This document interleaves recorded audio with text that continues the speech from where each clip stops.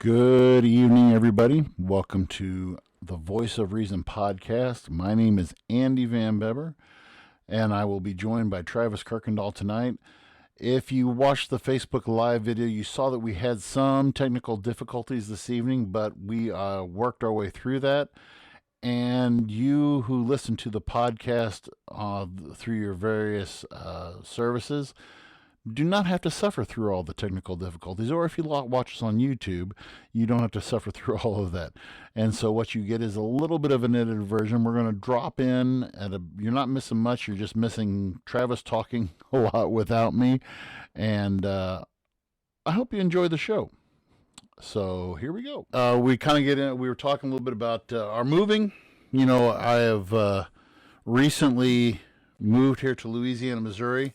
By the way, I'm going to tell you this. So this morning or this afternoon, I went down and I registered my cars and I got my license transferred over to Missouri.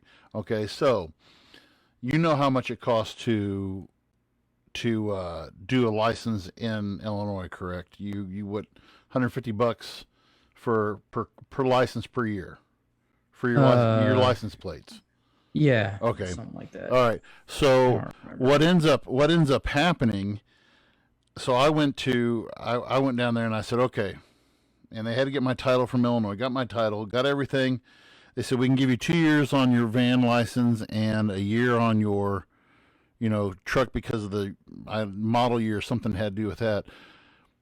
Total price altogether, 2 vehicles. Give me a stab. What do you think it cost me? 2 vehicles In Missouri, yes. in Missouri. Yes. So we're saying 150 Illinois. Right. Because it's Missouri, I'm going to say 150 for 2 vehicles. You were close. 115. $115 in Illinois or in Missouri, and yeah, Colby says 45. Yeah, $45 per vehicle, right? And I was blown. She said, "Okay, you ready for the damage?" And I thought she was. I'm expecting this. She says, Yeah, $115, and I was like, I just man, I'm from Illinois. I was like, that's awesome. And she was just like, yeah, it was, So I totally am. I am very happy with it. Let's just put it that way. I am very, very happy with that. So just to paint a picture for people that aren't from Illinois or even Chicago. So you're right. There's the 150 for the plate, like you're talking about. In Chicago, you have to buy. It's like a permit to park on the city streets. You're kidding me. Guess how much I had to pay for a permit, a 15-month permit, I think it was, to be allowed to park out here on the street outside my apartment. I'd say probably another $100. More. I paid. Oh God. It was either, I don't remember for sure. It was like either 140 or 160. $140 to park outside your own apartment. Yep, just for a sticker, a sticker I put on my front on my front windshield. And it gets better. Say if I bought a new vehicle during the time I have that sticker. All right.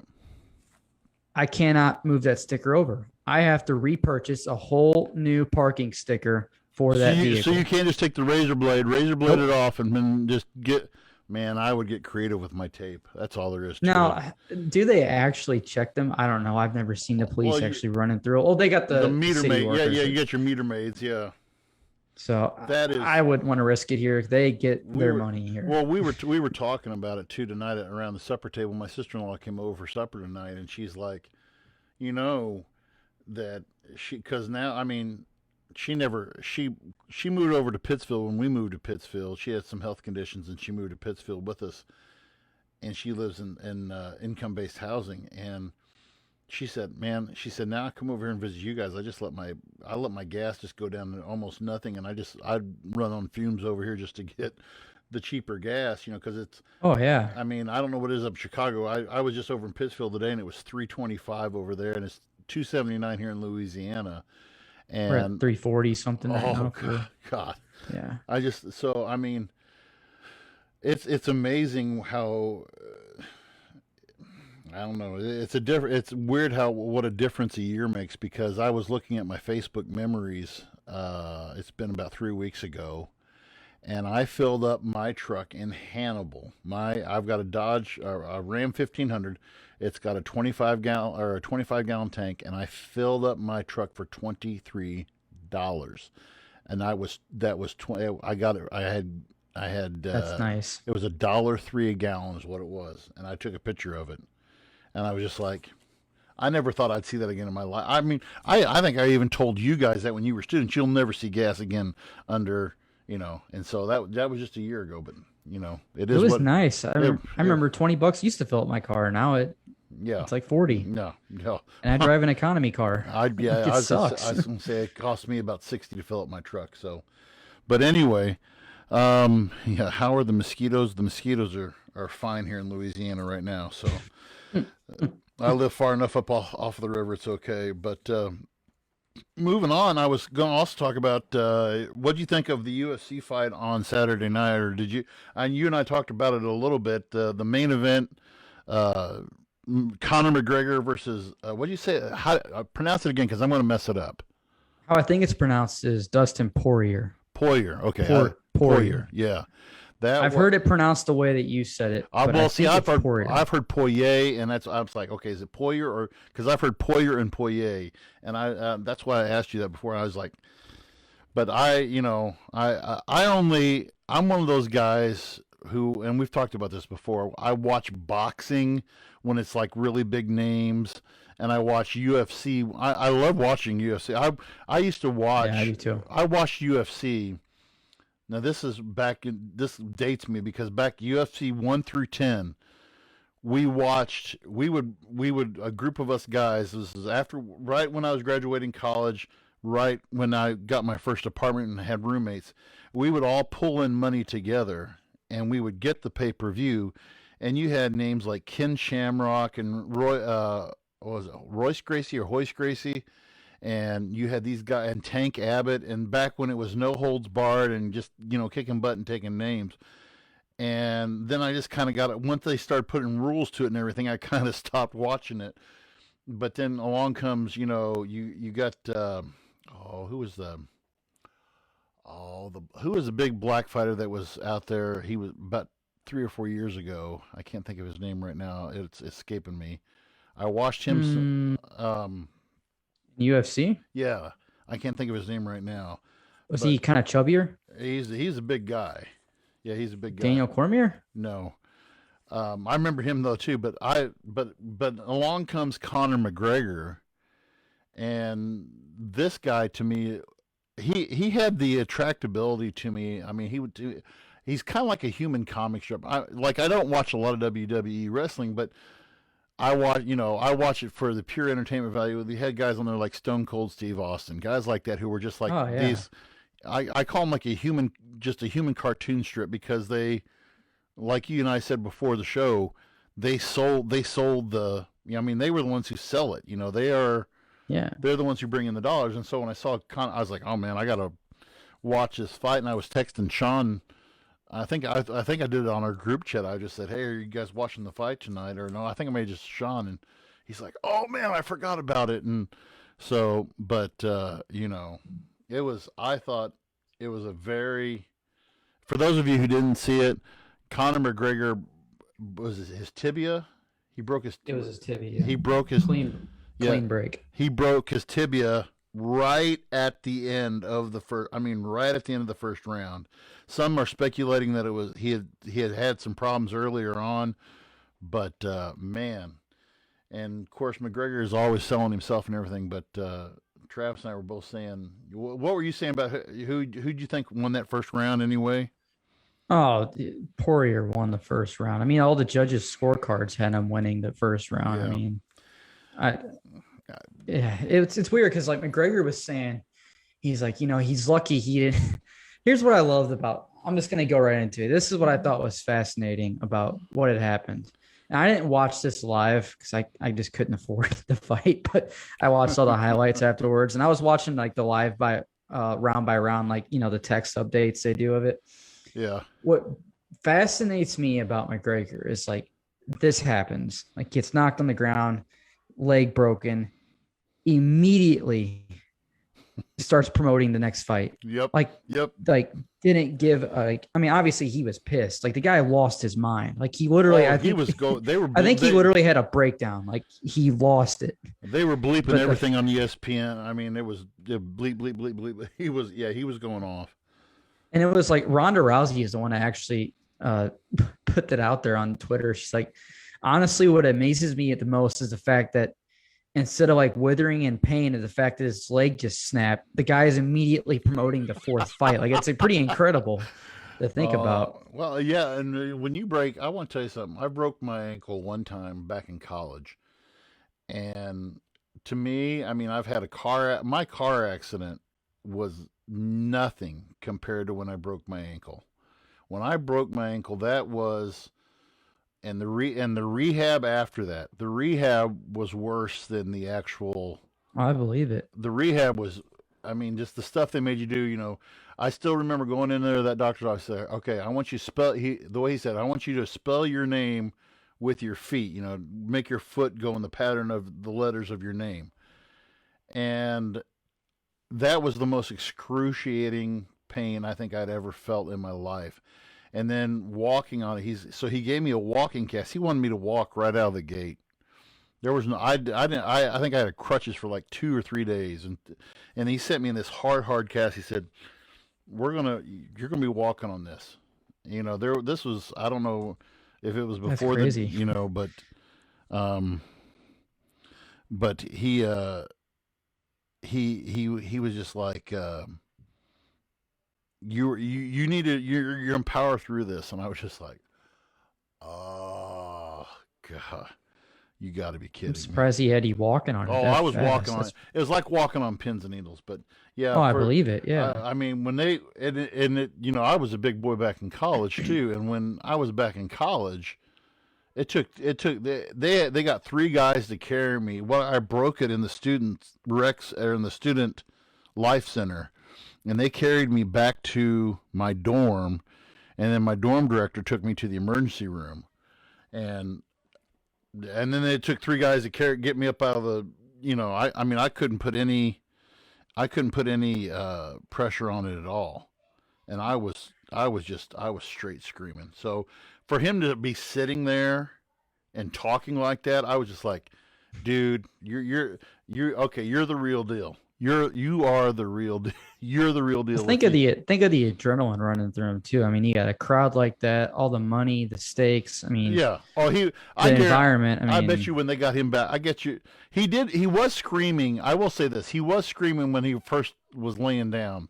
I don't know if it was. Yeah. I don't know if it was a scream of just frustration or if it was a scream of whatever. Probably both. Yeah, but I was just like, oh man. So, but it was entertaining to say the least. So. Oh yeah, it just kind of sucks how it ended. But well, there'll be be another fight. Oh, they love that though. Like you said, they love that. They've already. Yeah. They're gonna. That's. They're money. looking at dollar signs right now. I That's money. I know that's money in the bank.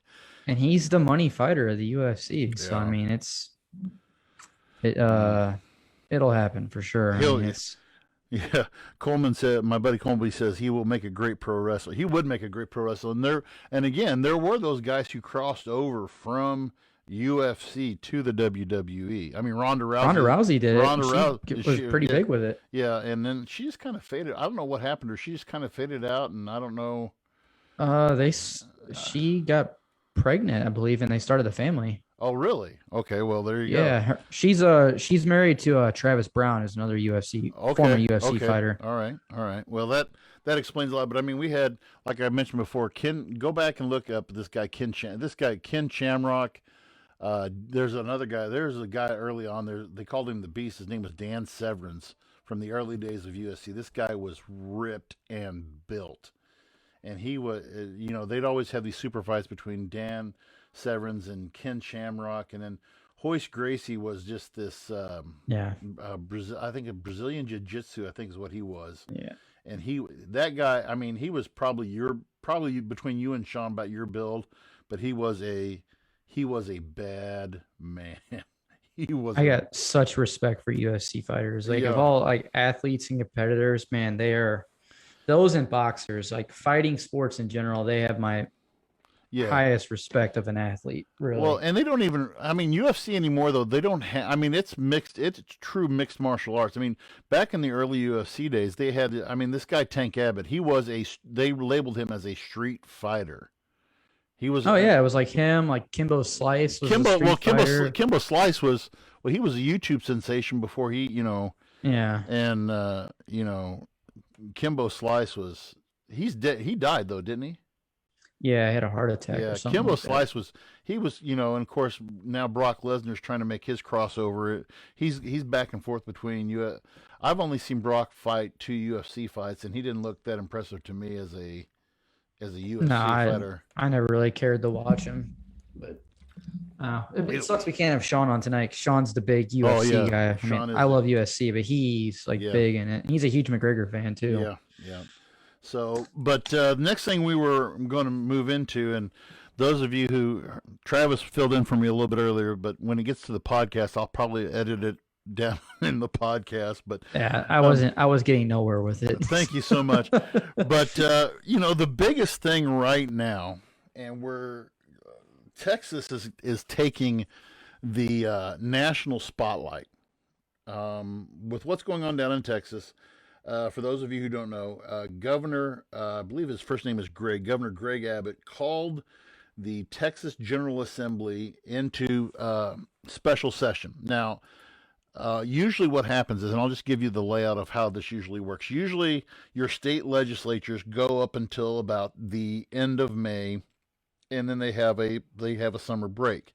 And that's when they go back home and they do all the, canoodling with their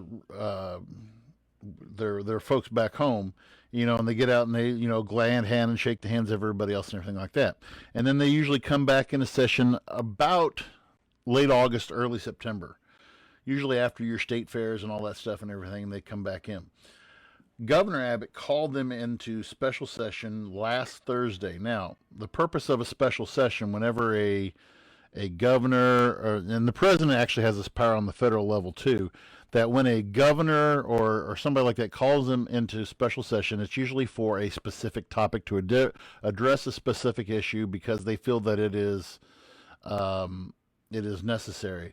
I think the president, if I remember correctly, and I should have done my research, I believe Eisenhower was the only president to ever call in Congress to special session, and it wasn't that long. But what Governor Abbott is wanting to do is to address voting, voter, what do you want to call it? Like voter, and improve voting situations. And basically how this is being attacked and how this is being looked at on the national level is that this is voter suppression. Okay, so just to give you an idea of what, there's two bills that are out down in Texas right now, and actually the Texas Senate, as of this afternoon, this Texas State Senate passed their voting reform, that's the word I was looking for, voting reform bill this afternoon. Okay, so what this is going to include: new ID requirements for voting by mail. And what this is going to be, one of the things that they say is that you provide a driver's license number or the last four of your social security. Okay? Nothing. Okay? Monthly review. Now, this is going to be done by, I think they said the Department of Human Services in Texas, which they have, and you have to remember, they have the fourth largest city in the United States, Houston, Texas. So they're going to do a monthly review of the state's voter rolls to identify non-citizens. Okay, they want to do voting from 6 a.m. to 10 p.m. The Senate bill actually has it going down from 6 a.m. to 9 p.m. Just for the record, Houston, which is called is in Harris County, has done 24-hour voting in the past, and it has worked successfully. They have had drive-through voting. They actually, in the parking garage of where the Houston Rockets play, they did a drive-through voting where you had to show your ID and your voter registration card. And they went off without a hitch. Okay, and so this new voting bill is wanting to curtail some of this. And so before we get into what happened next, I want to talk a little bit about this. I don't like the terms that are being tossed around. I don't like the word voter suppression.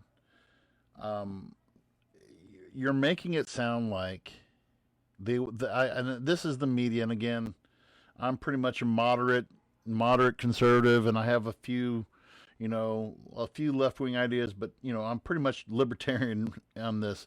But to use the word voter suppression just annoys the crap out of me, because to suppress, when I say the word suppress, that means to restrict, to keep from happening. If I want to, suppress somebody from talking, I'm like, hey, shut up. I suppress the chaos in my classroom. I put it down. But to say that you're suppressing voting, I don't know. What do you think about this, Travis? I mean, are these restrictions that are way out of line, or what do you think? I think you and I are actually pretty close to the same page on this issue. I don't like to hear voter suppression. I think voter validation, in my opinion, is what's really happening. They're trying to validate the votes a little bit better. One issue I do have, and it's not so much like requiring, driver's license number or last 4 years social. I think I don't understand why you would have an issue with that. My issue, and maybe it depends on every different counties, different workforces. I think I don't see an issue with 24-hour voting. I really don't. I mean, I think if you have, a good staff in place, you have a good plan. And he even said, like, you look at the research of it. I mean, it worked fine, So I don't like the idea of them, like, restricting time zones on it, because who knows, you got those people that maybe that is the only time they can vote. As weird as that be, people have weird schedules, you know what I mean? So that part, it's kind of like, I mean, really, like, what's the big issue with 24-hour voting? Mm-hmm. As long as, there's proper systems to make sure everything runs smoothly, different shifts are on the same page with each other and stuff's getting done the proper way. And, we had talked about, some of these voter laws that are going around, and I'm kind of glad we're coming back to this, because I've had some time to really kind of think about the last discussion we had. We had Matt on, I believe, the last time we discussed that. And it was actually, Sean's friend. Was it? Yeah, that's when it was, because we had talked about that. But go ahead. I think I know where you're going, but go ahead. Okay, but anyway, there was an argument being said that, well, some people don't have access to get, the proper identification or whatever. I think that was kind of one of the arguments we discussed. And at first I was like, I get it, because, I've lived in as urban as you can get, and I've lived as pretty rural as you can get. I've seen both sides, and it can be very hard in the city to get into the DMV and, get what you need. It can be a hell of a challenge. There's people that literally got to camp outside like 4 hours before it opens to even hopefully get in there. And then not a lot of people in the city have cars. Public transportation, quite frankly, is going to shit. It really is. I've watched it decline here. So I get the argument, but at the same time, and this is what I've been thinking about, and this is just one of the many elections we have, but the next presidential election isn't for another 3 years. Right. If you can't figure out and schedule a time in the next 3 years to figure out how to get a proper identification, like if you can't, and even you can make the money argument too. If you can't save up whatever the fee is to go get a proper identification card in 3 years, or you can't schedule a time, like, I don't know what to tell you. I mean, like, you got plenty of time. And I don't know. That's what that's been bugging me. It's like, I get the argument, but at the same time, you have so much time to make it happen. And procrastination is, well, and that's just well, yeah. I'm the worst at that too. But one of the things that I really let me back up. As a U.S. citizen, okay, you have civic duties and you have civic responsibilities. And I kind of talked about this. I was actually asked to speak at my church last week about this, and during July 4th weekend. Civic duties, okay, your civic duty, you are required to do your duty. I mean, your duty as a tower climber, you go up, your duty is that this is your job description. You do this, this, this, this, this, and this. Okay. Yep. My requirement as a teacher. Okay. My duties as a teacher. I report August 17th and I go until May 28th. Okay. I'm required to be there 180 days. I get, and I'm supposed to teach this. Okay. So as your duties are this. Okay. Now, your responsibility. Okay. You're responsible. You have to, civic duty, you have to do jury duty. Okay. You have to attend school. You have to register. If you're going to be a driver, you're going to have to get a license. If you start a business, you're going to have to register with your local commerce department, whatever. Your civic responsibility. You don't have to vote. You can vote. You don't have to vote. All right.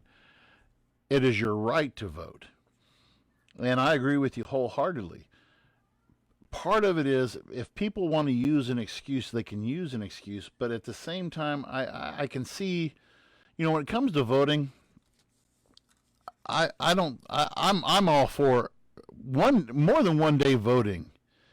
Oh, absolutely. If you look at some of these countries, there's some of these countries that literally shut down for 3 or 4 days, and they do voting to make sure that everybody who wants to vote get a chance to vote. We are one of the few countries that say, okay, between X time and X time, you've got to go vote. Yeah. And and to me, and I can see that now. If you want to talk about voter suppression, okay, I'll agree with you on that part.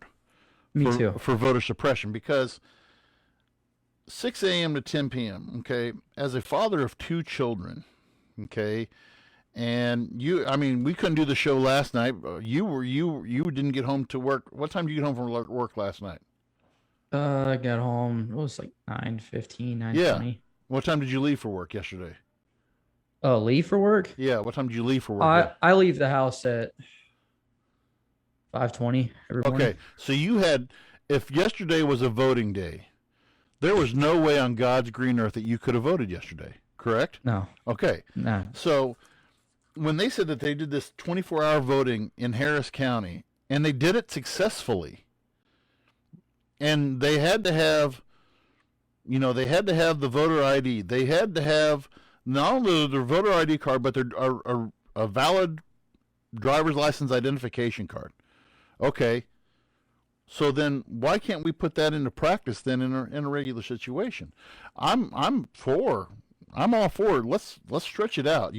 I don't believe. Yeah. But like I said, as a parent, when voting day comes around, my wife, as a state employee, a state of Illinois, it is a mandated state holiday. It doesn't matter if it's the local county election. Whenever there is an election taking place in the state of Illinois, every state employee gets the day off. I didn't know that. Yes, gets the day off. And this is something that I've heard President Biden saying, making election day a national holiday. And I would support that. Yeah. I would support that, saying, and saying, hey, it's, July 4th 2.0, whatever. But,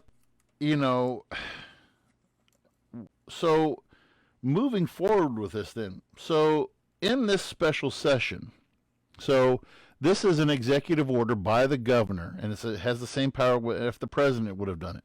So it's an executive order that mandates the state representatives and the state senate to come together. He says, okay, we've got to fix this problem of, we want to get this voting law. I want to get this done before the summer session. All right. And you have to, in any, Robert's Rules of Order says that in order to conduct business, you have to have a quorum, which is, I believe, a quorum is one over half of your members present to do business. Okay. In the House, Texas House yesterday, 51 House Democrats left late Monday night, and they chartered 2 private jets and they flew to Washington, D.C. so that they could not have a quorum in the Texas House. Now, in the Texas Senate, they have 31 members in there, and there's only 8 Democrats, 8 senators left, but they still had a quorum, and they passed their voting bill. They passed their voting bill today, But yeah, and so, and to make matters worse, Governor Abbott said this morning I believe he appeared on Fox and Friends this morning. Sounds about right. Yeah. So there you go. Yeah. But he appears on Fox and Friends, and he says that he is not above issuing arrest warrants for these 51 House Democrats and the 8 senators to arrest them and have them extradited back to Texas to debate and vote. I'm speechless. He won't do it. He won't do it. Think about what would happen if he did. I know. That's why I'm saying I don't think he'll do it. To him to have the cojones to do that. First of all, just the okay. Let's talk from your perspective as a government teacher. Is he in the right to do so? Yes. He is well within his legal rights to do so, because that is so when you are sworn in, you are a sworn representative of the people.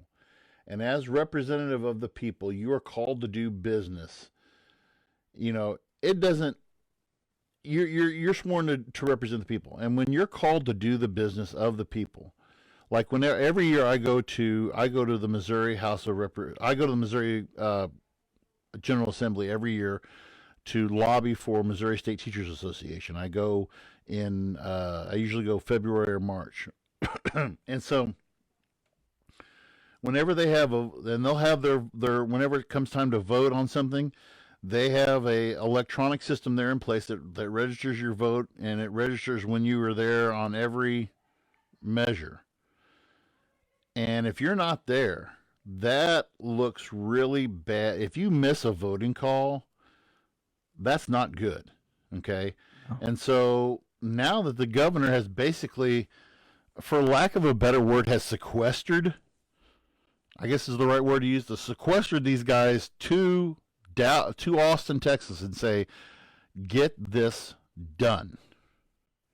Before you guys go home for your summer break, get this done. I want some kind of voter reform bill on my desk before you guys leave for summer break. And to me, that's well within his rights and his authority as governor. But to me, I don't know. It almost seems like they're running from the fight. I mean, okay, I'm not going to get my way, so I'm going to go home. And that's I was kind of going with this when I originally went on this rant when we were trying to get the mic up. And I have issues. I mean, you and I agree on similar things, that we have issues with the whole Republican Democratic two-sided system. I mean, and this is a perfect example of why. And who's to blame for it? We are. Mm-hmm. We continually vote for people that refuse to cooperate and work with each other, that don't have the people's interest in mind, but the party's interest in mind. And we wonder why it's like, I used to have a basketball coach say something all the time. He said, the definition of insanity, and it's not his quote, but everyone's heard this quote, right. doing the same thing over and over again, expecting a different result. Right. And we wonder why stuff like this keeps happening. And, you have the Democrats, like you said, they're running away from the problem. They're not doing what they were elected to do. And that's, hey, we need to solve this. And the Republicans, I'm going to put them on blast too. Why aren't you working with the Democrats? Why aren't we compromising? Why aren't we meeting in the middle here? Why is there just, this is our way, this is our bill, you got to sign it? And this is a Texas issue, but I think this is a nationwide problem. There is no compromise. There is no willing to work. This is why we have government shutdowns. This is why we have, that shouldn't even be happening to begin with. The fact that our government chooses to shut itself down instead of fix problems blows my mind that we let it happen. And it's just, I don't get it. So I want to expand on that just a little bit of what you said there. So it's a failure. I like the way you put that. It's a failure of the system, because what are we electing people to do? We're electing them to solve the problems, to meet the needs of the people. And, when I come, I'm proud to say that I'm going into my 25th year of teaching, and I have had numerous occasions in the past where I've either butt heads with a principal, with another teacher, with a student. And when you come to an impasse, you don't just, I'm going to go home. I'm going to go home. I'm just, and of course, I have seen teachers who have done this. I'm going to go home and I'm just going to pout and stew in my juice and have my own way. Yeah. Okay. Or you can sit down like a reasonable adult, and one of the first things that you have to do is be willing to do two things. Number one, maybe you might have the wrong view on an issue. Be willing to admit that. Number two, you want to be able to say, can we compromise? Can we come together and meet in the middle? And you alluded to this earlier. One of the problems, and again, that we are facing, and we have become more partisan. And as a student and a teacher of history, and presidential politics and federal politics are one of, my wife says I'm strange for doing this, but is one of my favorite areas to cover. And within the last 25 years, you've seen just the divide growing. Okay? And we're not doing anything to solve it. Joe ran on the whole thing of, I'm going to bring us all together, and I'm going to bring us all together, and blah, blah, blah, and I'm going to do all. Okay, so if you're going to bring us together, And as we're mentioning that, I want to go ahead and read, and you actually brought my attention to this.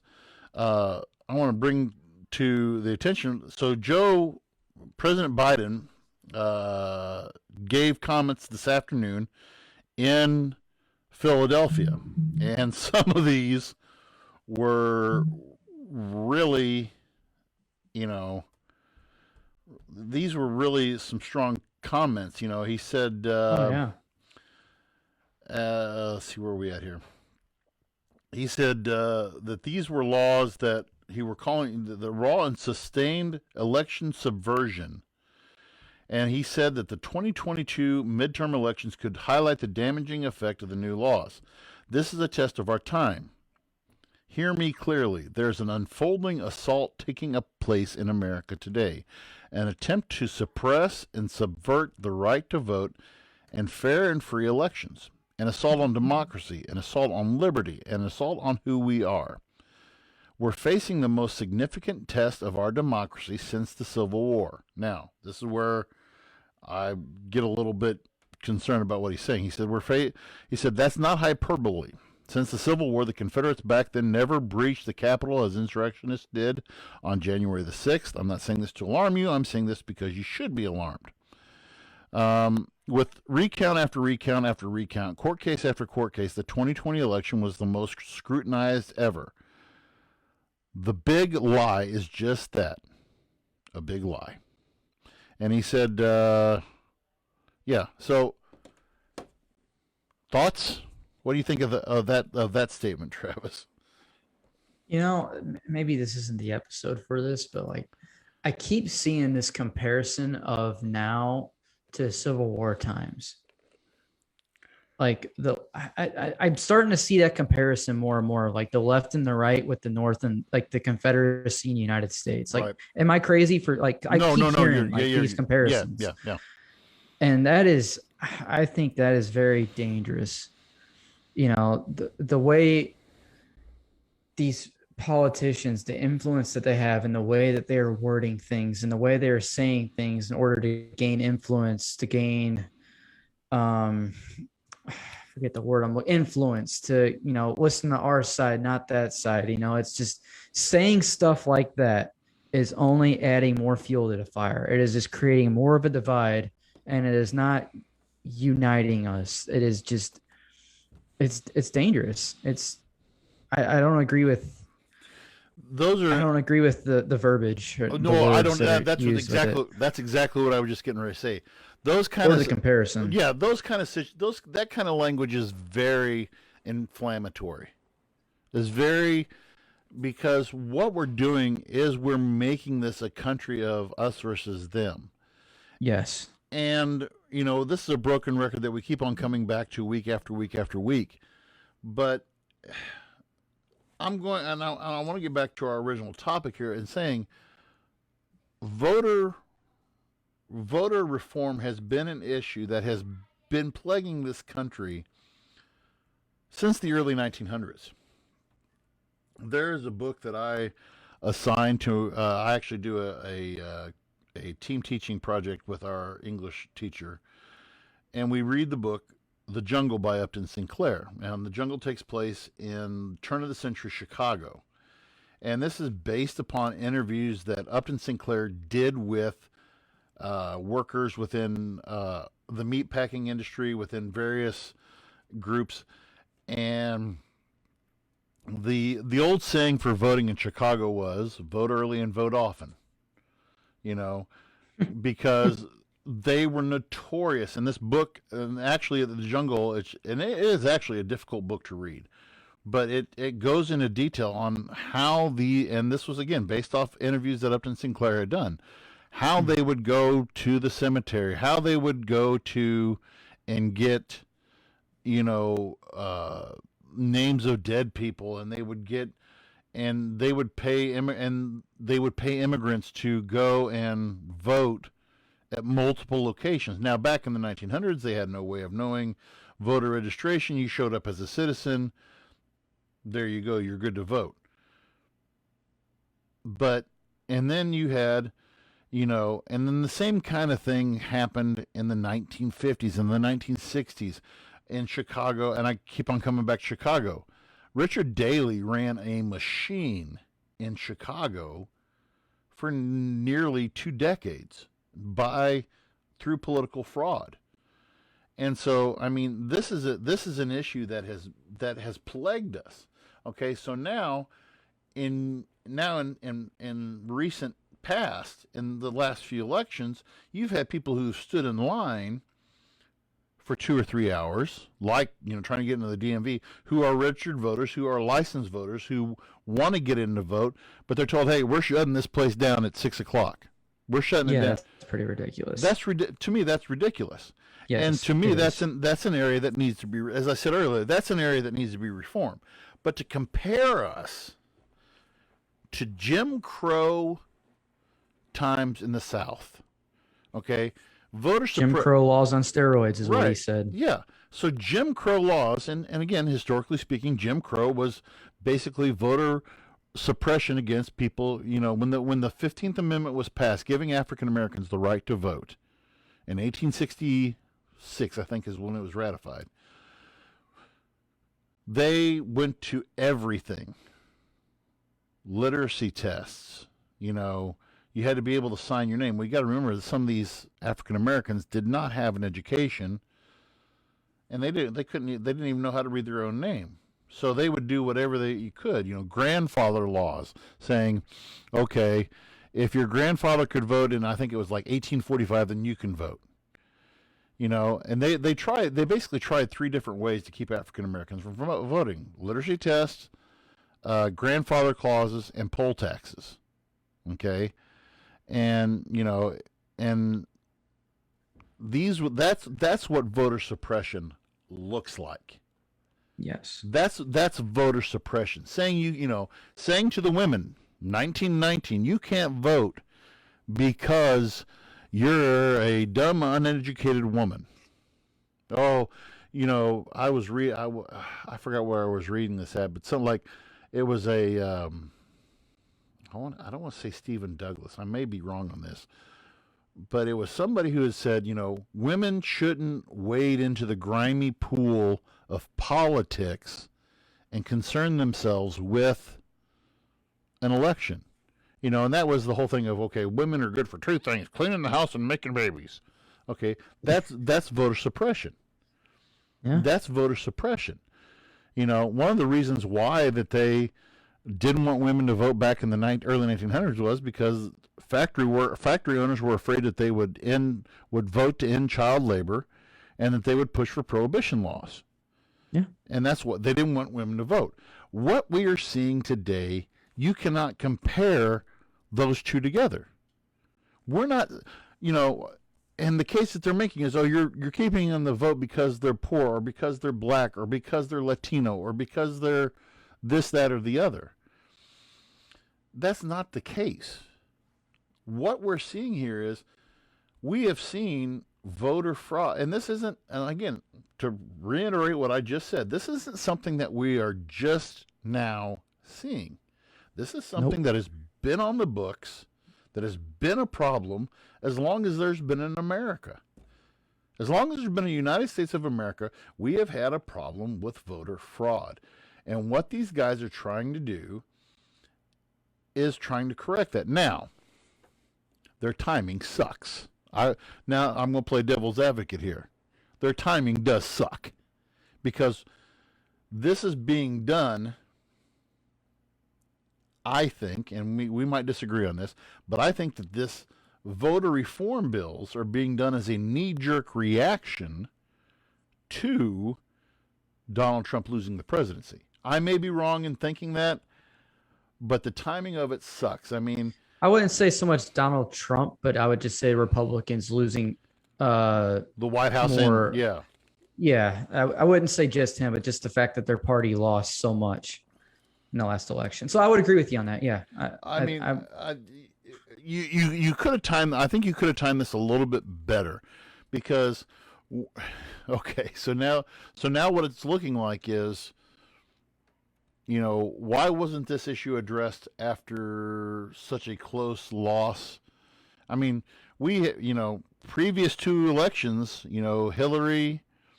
That was very close. It was very close that Hillary actually won by a little bit over. I think it was 1.6 million, but that was out of, I forgot what it was, out of 125 million or 131 million people that voted. Losing by 1 million, that's pretty close. And then again, you had the same thing happen in the election of 2000 when George Bush beat Al Gore.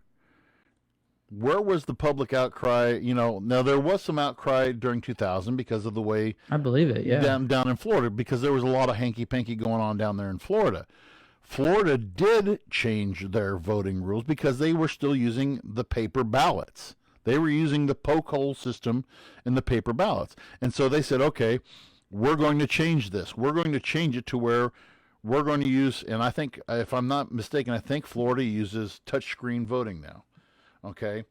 And which that in and of itself is also kind of shaky, because the machines always don't register right, Yeah. And to me, there's not going to be a clear-cut solution, because, like I said, voter fraud is something that has been going on for years. Yep. And what this is coming down to And what I'm afraid is going to happen is this is going to drive a deeper wedge in our country. Yes, it is. And I don't know. And unfortunately, I don't. Most people won't do their own research on these issues to learn the truth or know the middle ground. It'll just be, the Democrats are going to hear Biden say that, this is, these laws are ridiculous and it's racist. And they're like, oh my God, the president said this. And you got the Republicans are like, it's the same on both sides. People they take what the politicians and the media says, and then they, that's the truth. And, I kind of want to go accountability. There's a big accountability issue in American politics. And I just don't know when the people are finally going to figure it out. Mm-hmm. When people are finally going to figure out that we need to stop treating our politicians and the people running for public offices, we need to stop treating these people as celebrities. These people are getting interviewed by us, the American people. We need to start treating this like it's like an interview. Mm-hmm. They're working for us. We pay them. The American people, we pay these people. And we need to stop making it such a popularity contest. And this isn't really voter fraud related, but it is due to the election. I want to share this because it kind of goes with the accountability thing. So this is by a man named Michael Blevins. I'm a big follower of him. He's like a fitness coach or whatever. And he had this really interesting thing to say on the election. It's kind of extreme, but I get his point. So my vote for 2020, I won't vote for an elected official unless they volunteer for ritualistic suicide upon failure to deliver what they promise. I do not care about policy, party, or platform. I care about accountability and the oath that's taken to serve the people, not yourself. Whoever wins tomorrow, I'm sure it won't be the American people, but the people will have to do the work for a failing leadership. I'm ready to work with people who are ready to work. Extreme. Yeah. But he hits the nail on the head with the accountability thing. Mm-hmm. And it's just. Who's to blame though? Is it us? Is it us, the people who elect these guys, or is it the guys who? It's easy to Both. It's easy to become complacent. Okay. Yeah, 100%. Like I said, and again, I'm not saying this to be braggadocious, but this coming school year is 25 years for me. Are there things that I'm doing the same that I did 25 years ago? Yes. Are there things that I've changed? Most definitely. There is more than one way to accomplish a goal, and if there are ways, absolutely. I say this, I won't mention this person's name. I don't want to embarrass them, but we had I'll say what department it was. Our English teacher that started about 9 years ago, and she's become a very close personal friend of mine. When she came into our school district 9 years ago, 8 or 9 years ago, I can't keep track of it. But when you said the word accountability, she started coming up with, and she started presenting stuff to me in different ways to look at how to teach, how to meet the needs of kids who are falling between the cracks, how to meet the needs of, how to address the problem of education. Okay. And I want to tell you something. It was hard for me to swallow at first. It was hard for a lot of teachers to swallow first. Oh, she's just crazy. That's just it. Okay. But it made sense. And some of her teaching and some of her ideas, I started to implement in my classroom, and I started to see results. Now, what did that take? It goes back to what I said earlier. It took me to say, okay, I've done some things. Here, pat on my back. You've taught for a long time. Good job. But there's places where you can improve. There are things you can do to improve. Okay? One of those being changing something, being willing to work with somebody, being willing to accept a new point of view that you may not have adopted before. And again, that's the C word, compromise. Some of these, part of accountability is not looking at, but, just looking at yourself and saying, man, I really sucked this up. I messed this up bad. And I think this is where this is the point that we're coming to in our nation's politics that we're missing out on. And I think that's absolutely. I think that's an excellent point that you made, and I'm glad that you read that. But where we go from here, like I said, I would love to see Governor Abbott. That would be. I mean, that's going to be hilarious. That if he issues an arrest warrant for these guys, if that happens, and unfortunately, he's in the right, but it's going to add so much fuel and more divide. And there's going to be. I mean, could you just see federal marshals going into Washington D.C. and rounding up these 59, 60 Democrats? They would say that the Republicans are overthrowing the government or something. It would be it's going to be would be insane. Yeah, but I would not put when you asked me earlier, is this something that's going to happen? I mean, I wouldn't put it past the guy, but I mean, I hope not. It's dangerous. Not to defend what the Democrats did at all, but I hope he does not do that. It'll definitely be interesting to see how this plays out. One thing I'd like to finish with, we were talking about compromise.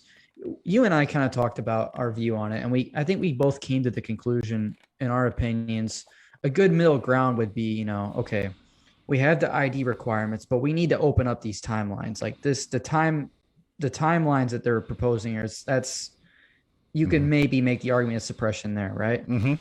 I have not once heard that idea proposed at all. Like, there's been no compromise with this. Like, have you heard our idea we talked about at all being proposed in Congress or anywhere? No. Why not? Right? Like, why not? I don't know. I don't know. I mean,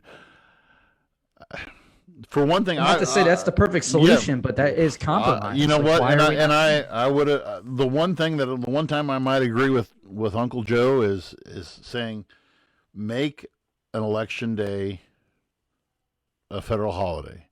And I agree. And a thing to your state government. I mean, Illinois. One thing that Illinois has done right. One thing that the governor had, and this is. I mean, as long as I've been married to my wife, I know it's happened. She gets, if it's a statewide election, whether it's for president, governor, representatives, whatever, she gets the day off. So make this message to your, write your state representative. I mean, that's where it starts at. Yeah. People think that there's no way that you can make a change on this. You can influence this situation. This is part of your civic responsibility. Your civic responsibility is to get actively involved instead of sitting around at the coffee shop, and pardon my French, but sitting around the coffee shop and bitching about it. Go write your representative. Call your representative. I know my representative. Now that I'm a citizen of Missouri, I know my representative personally. I know my district representative personally. I have his number on my cell phone. I had it before I was a Missouri citizen. Now that I'm a Missouri citizen, I can actively call this guy up and I can say, hey, give me. And I've actually done this on school-related issues on a bill that came before the Missouri House last October. I called him up. I said, okay, give me the lowdown on this bill. And he, I didn't like this bill, but he and I talked for 30 minutes and he listened to me.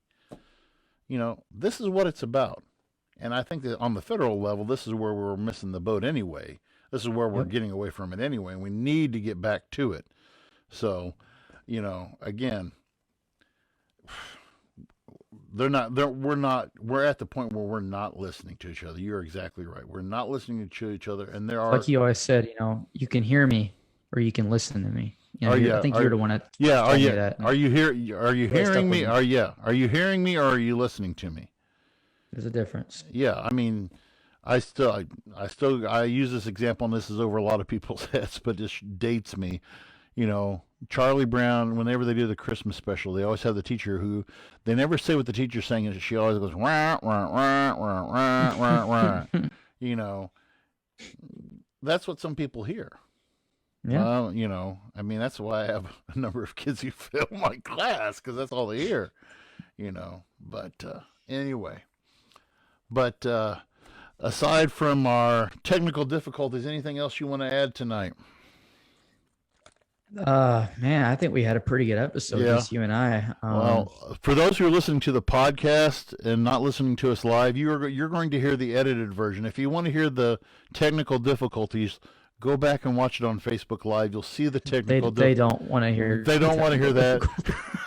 So it will be edited on the podcast. So those of you on the podcast, I hope you've enjoyed the clean podcast. And the YouTube, it just means I get to do a lot of editing work after we sign off tonight. So yeah, I can't help you with that. I'll be there in moral support. Yeah, you'll be there in spirit. You'll be dreaming. You'll be sweet dreaming while it's like But anyway, we miss Sean. He will be back with us next week, and we're trying to get by popular demand Mr. Matt Edelman back with us. He wanted to be with us, but he went to Texas. He actually left for Texas this morning at 4 a.m. He was driving straight through from Louisville, Kentucky, down to his I think it's his in-laws down in Texas. And so, but he said, please, he wants to be back on the show. So, and he was a very popular guest. So we will have him on soon. So, and real quick before we end the show, I'm almost finished. I've worked on a PDF file. Remember, I was going to make a list of companies and employers that'll help you pay for school or even completely cover your school. Still adding a couple more companies that I've researched and found, but I will have a PDF file that we can either drop on the Facebook or whatever. You can print it out, even give it to your students. I'm almost finished with it. Fantastic. And then we will have that out. Well, next week. that'll definitely be on. We will definitely have that up on our page. So that will be great. Yeah. So from us to you, thank you so much for listening, and I hope you guys have a great week, and we will catch you next week. You can catch us on Podbean. I got to remember it, Podbean, Facebook Live, YouTube, Spotify, and Apple Podcasts. You can catch us there and catch us here on Facebook, where it'll be cleaner next week, I promise. Anyway, thanks a lot, and we will see you guys all next week. Bye, guys. Thank you.